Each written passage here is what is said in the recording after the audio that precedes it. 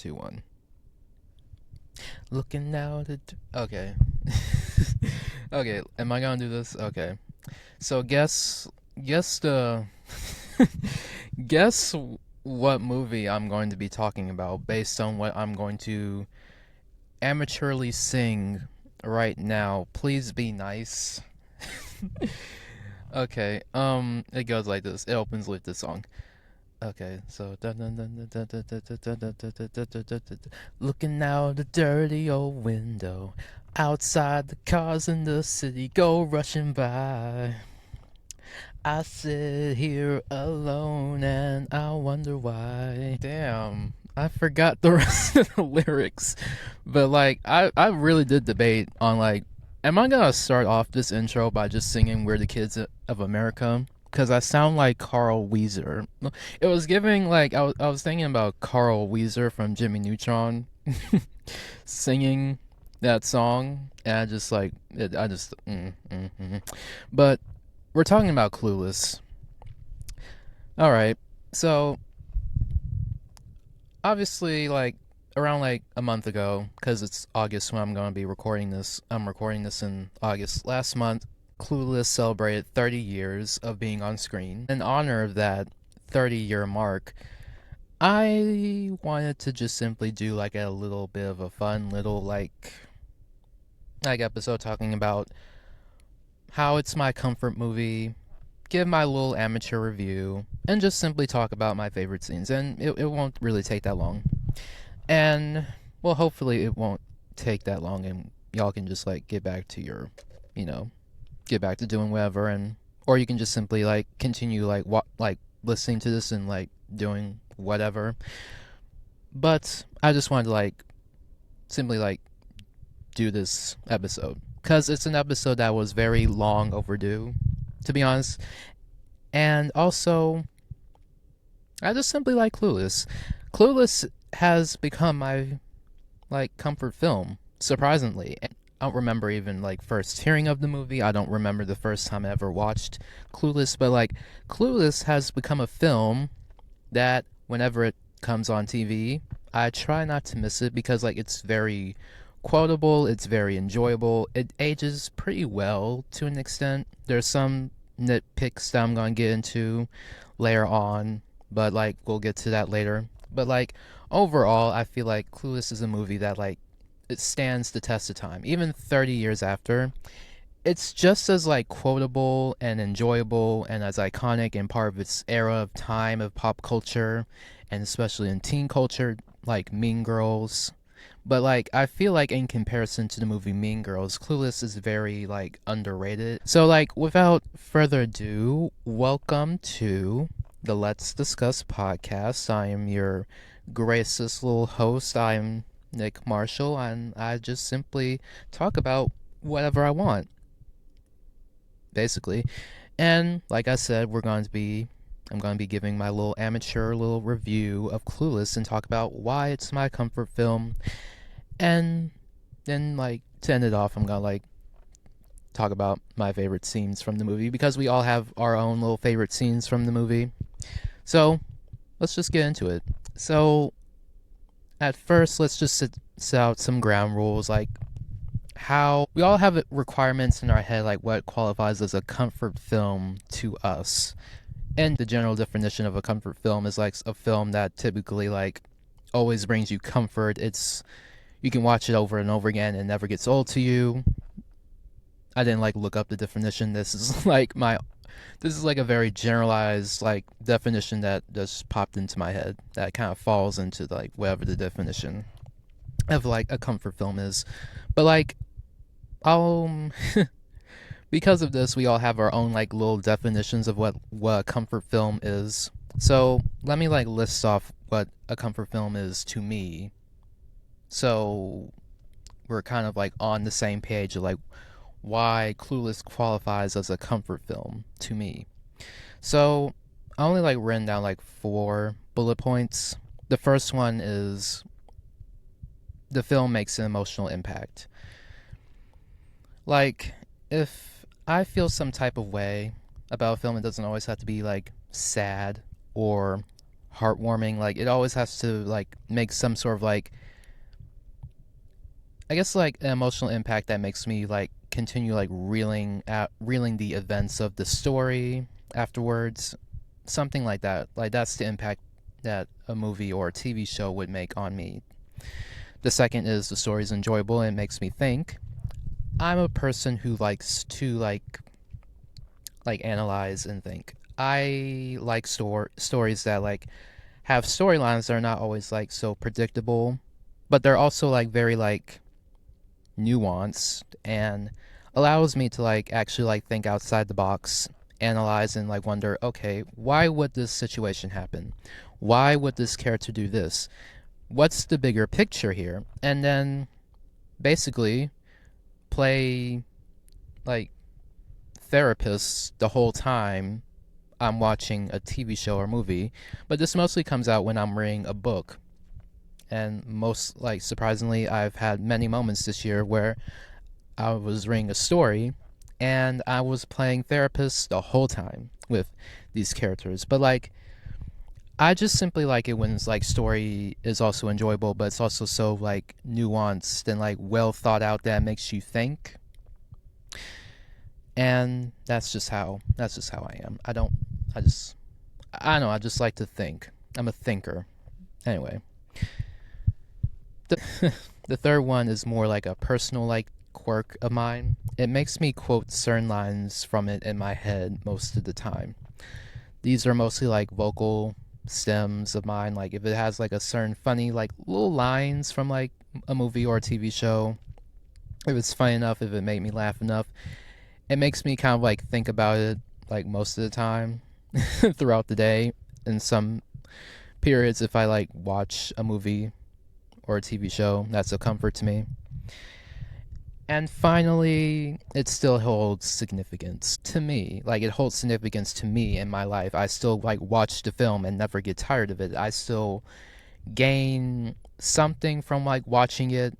I still like it inspires me. It holds some sort of like emotional weight to me. It still like inspires me. It still like entertains me after all these years of like watching it and then like not watching it for a while and then coming back to it. I still get something out of the movie. That's what it holds. Like that's the significance.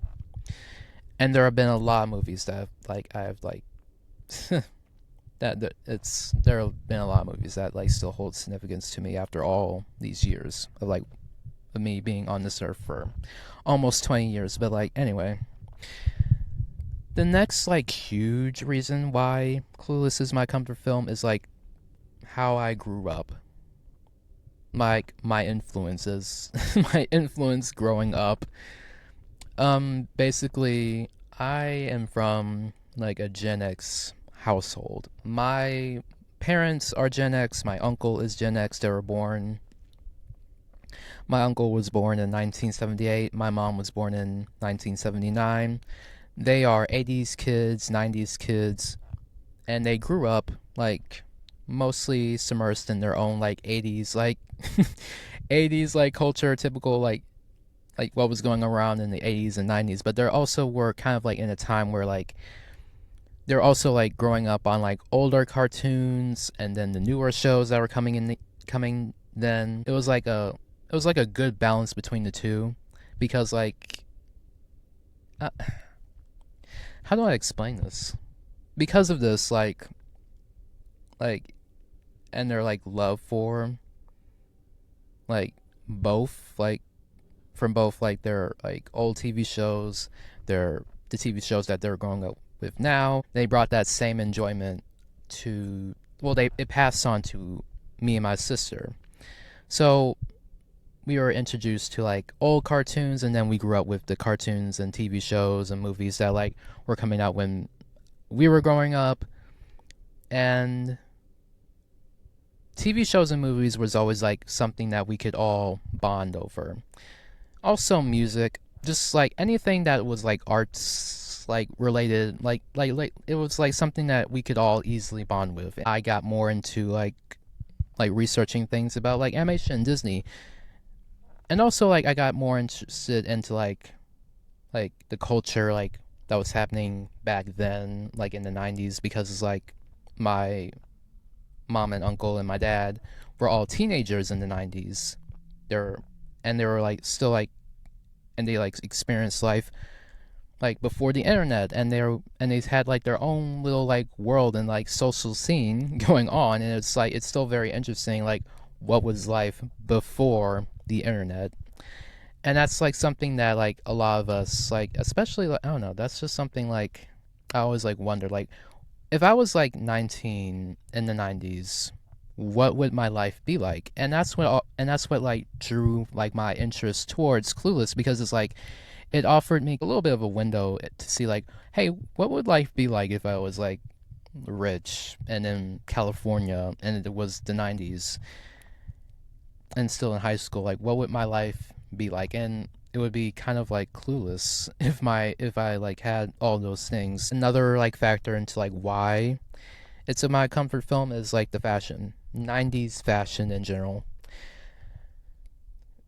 The fashion did play like a huge part in my love for the film. When I was like 15, like 4 years ago, I feel like that's when I watched Clueless, when I was 15. That was like, we're like in season 2 of like the pandemic.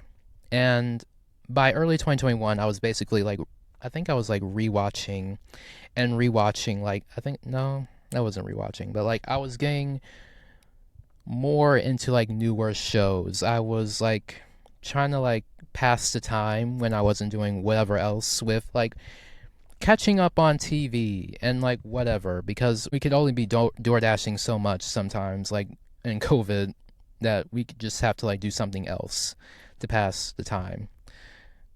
So I think that's when I watched Clueless. But like the show that's really inspired me into being more interested in fashion was like Dynasty, and then I started getting more into Gossip Girl.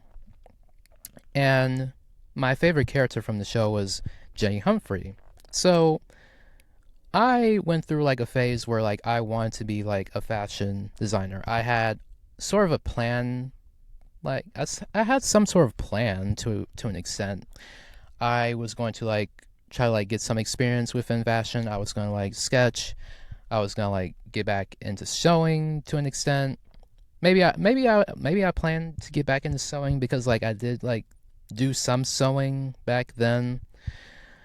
I looked at like schools in New York, particularly Parsons, like that school for specifically for designers. I like literally followed the Instagram account. I still follow it to this day. I did so much, and it was like a whole thing. I had like some sort of plan to be like a fashion designer, and I wasn't like far off, but like I just wasn't that much of a designer to an extent. I had like some artistic skills, but like unfortunately that just I didn't really like follow through with that. Because of this, like I paid attention to like more fashion and film, and Clueless is like a good fashion movie. And so there's like this particular like channel, like when I first watched Clueless, it's called Modern Girls with a Z. But like that was that channel that's still going on, Modern Girls, and it's a channel where she talks about like fashion and then like goes on pop culture like recaps and like movies and like videos like that. Some sort of like this podcast to an extent. I just remember like loving the fashion of like Clueless, and particularly like two outfits. I think it was like, well, really like Cher and like Dion's looks were beyond great, and really like that Cher's like yellow plaid like suit. I never copied it, but like I always thought that was like an interesting like fashion choice. But like the era of like the 90s fashion, like grunge, like put together like looks is a style that I still incorporate to this day. I sort of have like a grunge, like put together aesthetic where I kind of like dress sort of like alt to an extent. Not completely, but like I do love like 90s fashion. And the fashion in Clueless is still like very timeless. It's still like recreated to this day. It's like it's like a great movie for fashion lovers like myself. Anyway, now let's get into my amateur review. All right. So, in general, like I keep saying, like the movie is like a huge staple of the 90s, and it sort of like glamorizes like a version of like rich teenagers in California. The cast is pretty diverse, and it does represent a realistic version of high school because it's filled with many like different groups. It's good that like the cast is diverse because like even though like I says it presents it like it presents like a glamorized version of like rich teenagers in California, we still like at least we still have some like POC characters in the cast who are actual like characters and not just there for like set dressing. I think like it was like in the 2000s, like really, because we had like a whitewashed version of like everything sometimes because like you could only like get away with like presenting like a white version of like New York or LA, California, like anywhere for like certain period of time, but particularly like in New York, if you like set stories like in New York,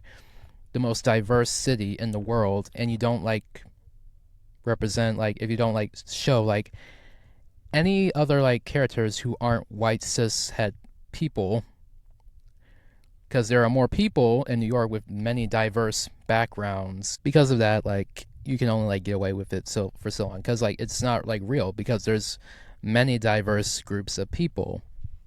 Anyway, the movie like was based off of a book by Jane Austen called Emma. I haven't like read it, but like much of its inspiration is from the character in Emma is in the character Cher Horowitz, especially like the yellow plaid suit. There is videos on YouTube that talk about more of the like historical, like the more like book inspiration for it. There's like videos on YouTube that talk about how the movie Clueless is an inspiration from the book Emma. I think that same YouTuber, the YouTube channel Modern Girls, does talk about that through their fashion analysis or ranking of the movie Clueless. So I'll just like link it in the description if you want to check it out. I feel like you have checked it out anyway, but like anyway, I'll just do it anyway. Now, for its main character, Cher's character. Okay, at first, Cher starts out as like a very like presents as a very like typical like high school like popular girl. Like she seems very vapid, but like she does have a good heart, and she does. But like in the beginning, she does like act a little bit on of her own self interest, and her character development to me, from like sort of selfish to more like giving and more listening and less concerned about popularity, is very genuine because she didn't like completely like change who she was to like show growth, but like she learned to like have more empathy. She learned to like care more about others more genuinely, even though like she is like very caring. She's a very caring and nice person, but like when she was like doing all these things and being nice, it always served her benefits. Like setting up her teachers served her own interest to like raise her grades. And it just like it was just more of a selfish act. And then like the more selfless acts, like keeping her father's health in check, that's a more selfless act. So Cher is spoiled, obviously, but she does have a good heart, and she does always try to take care of everyone around her, from her dad to Ty. And to add like more nuance, this all stems from the fact that like she never had a mother growing up. Her mother died when she was like very young due to like a routine liposuction, she said earlier in the movie. And obviously it's not explored. Like I wish it was explored a little bit more in depth to like give more like her character more nuance, but like it still like sells the point that her actions are like explainable. It's still, oh god, it still like gives the point that like her actions in the movie are because of the fact that like she just is used to like controlling and arguing her way through everything because of the fact that like how she grew up, her the bad thing that happened to her mother's death was out of her control, so her reaction to coping was to just simply control and like everything. If not, well, I guess like really like argue her way out of like everything, which is not how life works. Things just don't go our way all the time. And obviously, that's just how she coped with growing up without a mom because that happened outside of her control. So her reaction is just to simply like control everything, make sure everything goes in her favor. Yeah, yeah, yeah. So obviously, she realizes like her mistake when like she kind of like turned Ty into like a monster to an extent, and she feels like Josh hates her, and then she realizes her feelings for Josh. She changes for the better for the better, but she didn't like change completely who she was. She's still Cher, and she also like has more empathy, depth. She's now growing up. She's not stagnant, and that's like a more genuine like like genuine character development throughout the movie. And we see it a lot through her fashion too, because it slightly changes from like high like to like very like typical popular girl to more like popular girl who's like dressing more like herself, more like a typical like teenage girl to an extent. She's not so concerned about popularity anymore. She simply enjoys just trying to like she's simply like trying to like she's just simply enjoying like oh god. She's just simply concerned about doing good genuinely. But she also still like looks great in her clothes. Her fashion sense isn't gone. Anyway, it's just like the colors and like there's videos on YouTube anyway. There's videos on YouTube like depicting like talking more about that. Now with all this, I have to like get into my little like nitpicks. So even though like there's like it's still like a timeless piece of like art, it's still like a product of its own time. So first up is the elephant in the room that everyone keeps talking about whenever like they analyze Clueless is the fact of like Cher and John's like age. Not John. The main like elephant in the room that people talk about when they're analyzing like the film Clueless is Cher and Josh's age gap. And Cher in the movie is 16 and Josh is now in college. I think he's like 18 or 19. And their parents were married 5 years ago. So to add more to that, Josh was probably like a freshman in high school while Cher was just starting middle school. I think I got that right. I don't think I got that right. I think my math is completely off, but it's the fact that like it's not the fact that they well, I mean, it is the former step siblings part that kind of does throw people off of this couple. But it's also the fact that it's the age gap, and also it's the possibility. Well, it's not the possibility, but it's also the fact that like Joss knew Cher when she was in middle school. That also throws me off too. But like it's Paul Rudd, so like people like love Paul Rudd, and like I like Paul Rudd too, and he was good in the movie, and he's very charming. So I see the appeal. So it's hard to like when you see Paul Rudd on screen in Clueless, like you don't really think about the age gap and the potential of like him knowing her when she was a minor, and then the former step siblings staying, and then it's like you don't really think about that much when he's on screen, but then when you turn off the movie and like you think about it, it's like oh wait, like cute couple, but like this is sort of wrong. The next thing, the next thing is it was Dion and Murray's relationship. The reason why I'm nitpicking this relationship is the fact that like they were like the only two like black characters in the cast, and their relationship was sort of like presented as like very argumentative and like very toxic and dramatic. That was like the first impression the audience got of this couple. And I kind of like took that racially. Now, Whenever black love is presented on screen, there's always like this like assumption that it's always like dramatic, it's always like toxic, and the woman always has to like fight for her relationship. That's always how it's depicted to an extent. To an extent, there's more softer versions of black love these days, particularly in the Netflix show Forever. I recorded an episode based off of it, and I might release it. That was like months ago.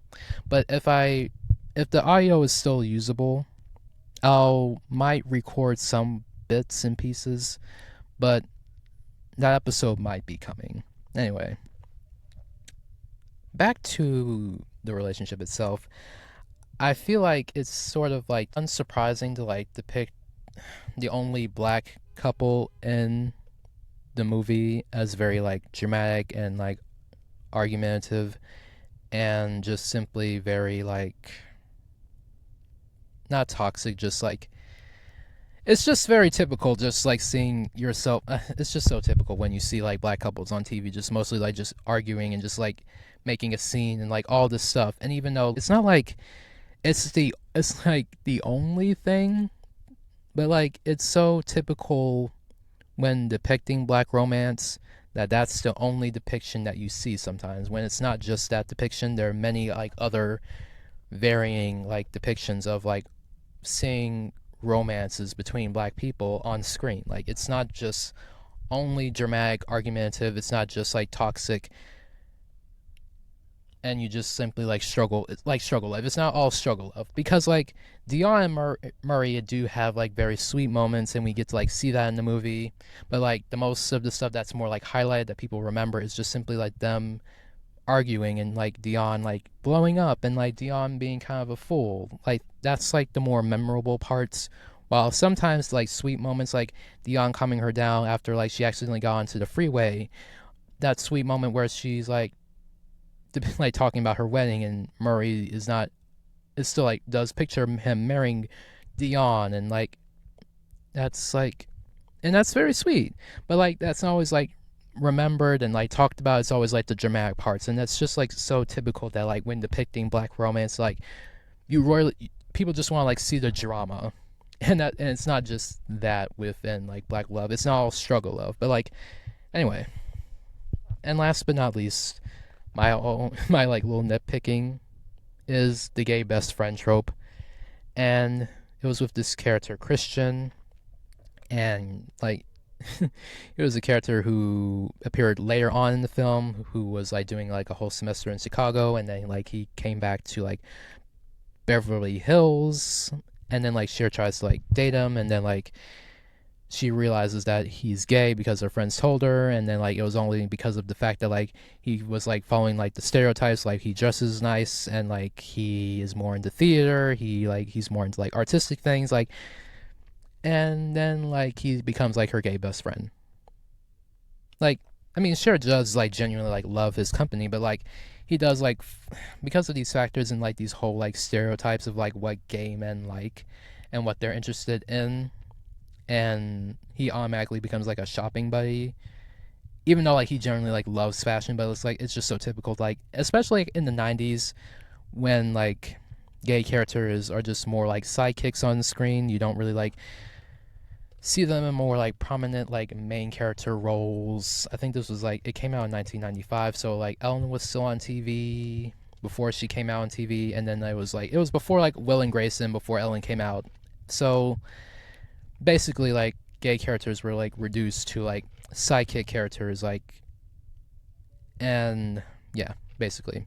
So it was like typical to like see like gay characters just be more like be treated as like gal pals who are only interested in like theater and like fashion, art, in the like arts. But like last thing I'll say about like the whole like Christian like character, he's still like a useful character. I still find him like entertaining, even though we didn't like see that much of him. Anyway, we're finally to the last segment of this episode. We're talking about my favorite scenes. Okay, to close it off, I only have like a couple of like favorite scenes, and it won't be like that long. I won't go too deep into depth. We're kind of at like almost like 40 minutes, and I have to like get somewhere real soon. So we'll keep it like brief and quick. We'll get we're almost there, y'all. We're almost there. Okay.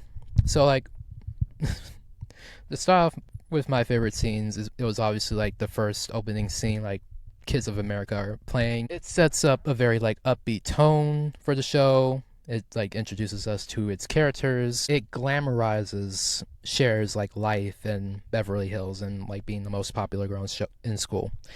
The next one is Cher's debate scene, which actually like aged really well today with its political events. I find it very like funny, also very like informative. I find that I also like find it like it's interesting how like Cher like did the she actually like did the assignment right, but like she's like talking about her father's birthday party. Then it was like the house party scene that was my favorite. Like it just like gave more into like the inside of like the social scene in the 90s, like going to like house parties. People go to house parties now to this day, obviously, like, but like in the 90s, like that was like definitely like a thing. Like like parties were like on the regular, and like typically like when you see like high school depicted on TV, it was always like, oh, like everyone like goes to parties all the time, and like you go clubbing and like everyone's like drinking and it's like all that. But like nowadays, like people don't always go to parties all the fucking time in high school, and now it's become like sort of like an unrealistic thing to expect in high school all the time. I'm looking at you, Sam Levinson, and Euphoria is like very glamorized in that fact. Then it was all of like Cher and Josh's scenes in the movie that were like pretty much my favorite. Like their dynamic is very cute. Obviously, Paul Rudd. You forget about the whole like age gap thing, and you just like want to you just like want to like watch their exchange on TV. Also, the fact side note, I always thought that like Alicia Silverstone, the actress who played Cher, looked exactly like Reese Witherspoon. And when I first saw the poster for Clueless, I actually like thought that Reese it was like Reese Witherspoon in the movie because Alicia and like Reese look kind of similar to me. But like that was just me. Anyway, then there was like Dion scenes. Like every single time like a Dion appeared on screen, I was just simply like living for her vibe, the outfits. It was pretty much everything. Stacey Dash was is very pretty. Like she's very like problematic because like I know she is pretty much a Trump supporter and like pretty transphobic. So it kind of like it was like one of those moments where like where it's like why are like the cute ones always so problematic moment. Like that was kind of like my moments that were I was kind of having. But Stacey does have like a pretty smile though, and like I just like liked, I just like liked like seeing like her on screen. Dion is pretty funny. I just she was just pretty funny on screen. And then like another scene that was my favorite was Cher realizing her feelings for Josh, and that song "All by Myself" was like playing. It was like such like a vibe. It was like I just liked that scene pretty much, and it was like so funny how like when she realizes like how she loves Josh and like replays like all these moments of them like kind of like arguing and just simply them just being them. It was just like so like it was just like a funny like little montage. And then like last but not least, my favorite scene was when Cher and Josh kissed.